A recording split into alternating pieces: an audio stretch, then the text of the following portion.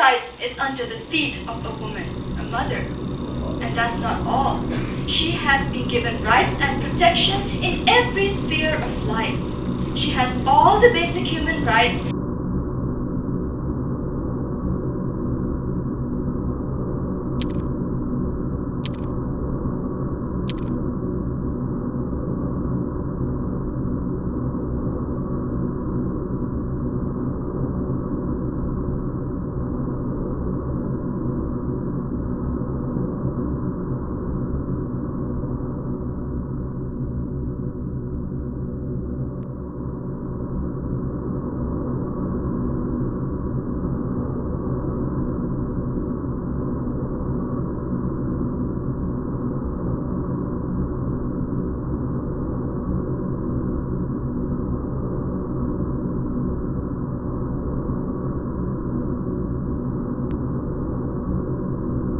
The screams were intermittent, they were very sharp, they were high-pitched.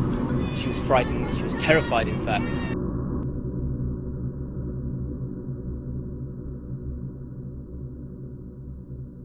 Not only that, she is given respect, protection, and dignity.